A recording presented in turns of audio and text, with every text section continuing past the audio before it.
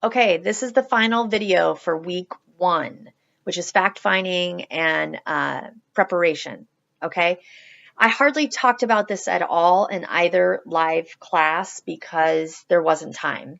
So I'd given you guys on page 10 of your packet a success tools and resources sheet. And I remember in the noon class, somebody, I don't remember which of you it was like overwhelmed thinking this was a list of like things that you had to go get to do this class. And I apologize if anybody thought that. This is just a list of options, basically. It's a list to get us thinking about the different resources and things that are either out there and available to us and or that you might already have at your disposal, okay? But I'm going to go over it here shortly in just a little bit more detail. First of all, I listed what I call 4 must-have tools. That's not exactly true. They are not absolute must-haves, but they are what I suggest more than anything else, okay, to really have this be a successful program. One is a pair of running shoes or some sort of fitness shoes that feel comfortable to you. I'm guessing most people have that, but if you have a pair that you've been walking in for 6 years, you might want to consider getting a new pair, because when you do exercise in shoes that aren't set up to have support because they're broken down over the years or because they're not the right type of shoe, don't get obsessed about it. You can get a pair of shoes at Scheels. You can get a pair of shoes at Fitness Sports. I highly recommend them, actually, Fitness Sports. That's where I buy most of my shoes over the years. But just, be ready to, if you have shoes that you work out now, they're probably great, just if they aren't something that you've put a lot of abuse into over the years. I also suggest a yoga mat or pad if you're going to be doing any of your workouts at home or in a home gym. We'll be doing abs. We'll be doing some exercises. You can do them straight on your carpet, but do you really want to sweat on your carpet? And if you have a hard floor or something, and especially if you're doing abdominals, you need to have a little bit of cushion under you. So I recommend it for stretching.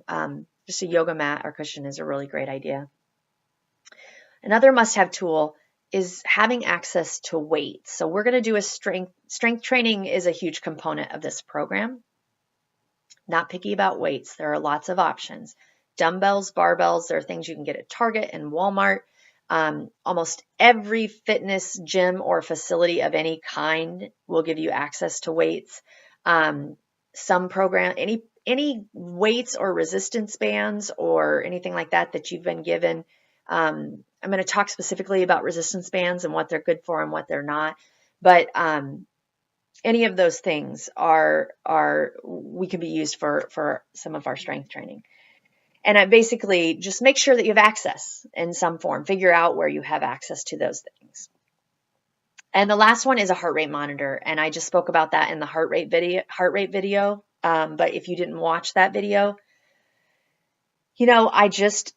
a heart rate monitor and fitness tracker changed everything for me. I also think that they really help make exercise very non-boring, because it's really fun to watch your zones and to see where you're at. And the other thing you can love about that is, like, I am working out efficiently here, and you know it. I'm working out smart. I'm working out efficient. And so I'm not wasting my time on this treadmill or on this walk or on this jog or, whatever, or doing jumping jacks, whatever it is you're doing. So I highly recommend it. Send me questions if you have questions on heart rate monitors. But if you have one, use what you have. If you don't and you're interested in getting one, then send your questions. And if you don't have one and that is absolutely not an option or not something you want to do at this time, in the heart rate video, I show a little bit more about taking your heart rate yourself. Okay. Other resources and tool options, I will go into more of these with each specific week, but I just generally kind of wanted to throw out some. There are workout apps that you can get on your phone or on your computer. I, so many times in the past, have Googled or used Pinterest to get workout ideas. I use it all the time. You can join a club or a facility or a gym. There's a ton of options out there. I was a member at Lifetime Fitness for a couple of years. It is a divine facility. It is worth the membership dues. It has a lot of amenities that you, of course, pay a premium price for. I decided after a while that I wasn't going to continue to pay that price for the time being. So now I'm currently a member of Planet Fitness. I said in the past video that I am a member there for $20 a month because I have some extra add-ons, including being able to bring a guest. But you can work out there for $10 a month. And there's also access at a Planet Fitness to, they have personal trainers there that you can do free sessions with if you want to learn how to use a machine or you want to work on form. That's available. At Lifetime, trainers are not free. However, you can ask someone who's sitting at the desk or something like that to demonstrate something for you or help you show you how to use something if it's a new equipment that you haven't used before. Lastly, programs or classes. If you're already a member somewhere, if you take classes at a place, we're going to go into all of that in more detail.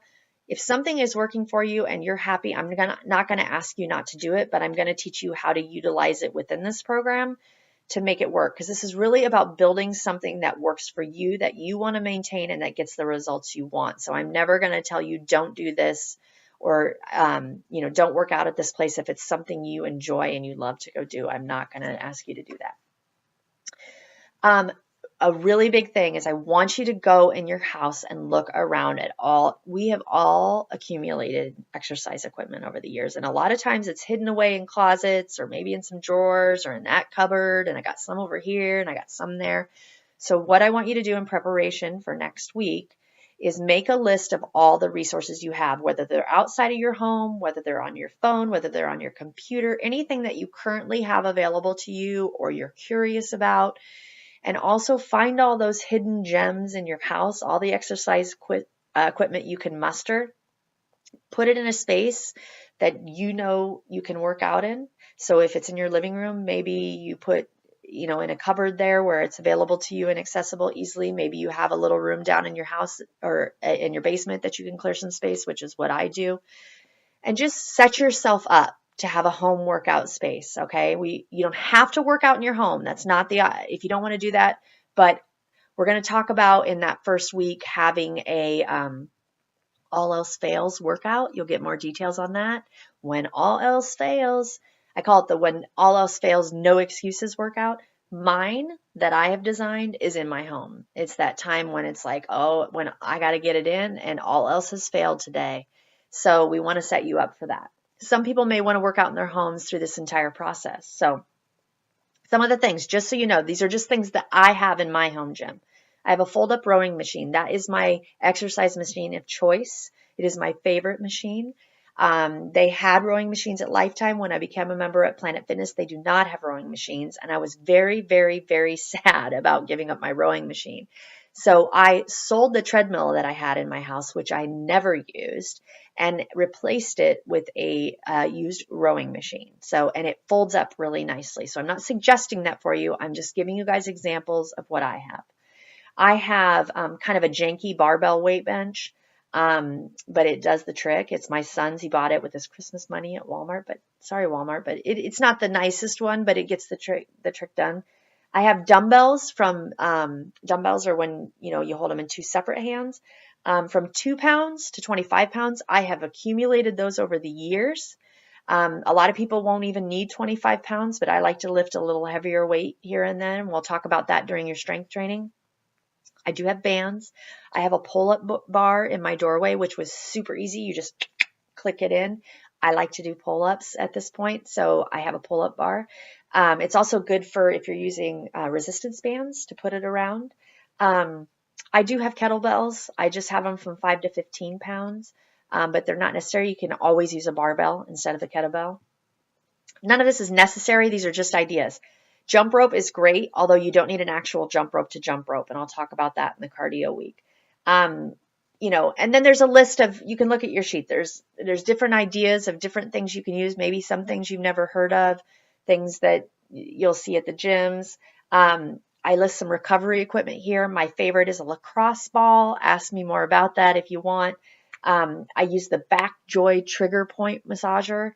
For like if I get soreness in my back and my shoulders, which is usually where I get the most of my soreness, and a foam roller, which has been awesome. Both the foam roller and the lacrosse ball have been huge for me as far as rehabilitating my hip. So, and then another little quick idea too is I love music when I'm working out. I don't if I'm outside because I just like to be in nature. But if I'm in my house or I'm in a gym, I want tunes. So I use Amazon Prime for my music. But I just want to let you guys know, if you are looking at heart rate monitors and stuff, and you're also possibly looking at headphones, I like wireless headphones that are Bluetooth, but you can get those like cell phone ones that attach and use those if those work for you. But I just want you to know that if you're looking at both of those things, that you can actually get headphones that have the heart rate monitor right in your ears. Okay, it's kind of cool. JBL makes them. They're about $100, I think. But and then it just reads right on your phone. It connects with your phone via Bluetooth, and it reads your heart rate and tells you what's going right on your phone. So heart rate monitors really quickly, some of them like sync with a fitness tracker watch, but you can also get apps where it just syncs with your phone too, so you don't have to have a separate fitness tracker. You just need a heart rate monitor and your phone. So that's another option. Anyway, I just thought since I didn't get a chance in class, I'd go into a little bit more detail. So about resources and tools and stuff. I will be talking about those things more specifically in each given week, but I just thought initially it might be kind of nice for you guys to have some things just to know there's a plethora of stuff out there, but at the same time, you don't have to have any or all of it, and we can make this work. I just want you to learn what's going to work best for you to help you sustain and maintain what we're going to learn in this program. So that's truly it, guys. I think that was video 4. You can watch all those. You either watched all those videos, 1, 2, 3, 4, and you're exhausted at this point, or hopefully if you were someone who already saw the class or was able to go through it, you got a little bit more information that helped you be prepared for week number 2, which is cardio, fitness, fat burn. I can't wait. See you guys.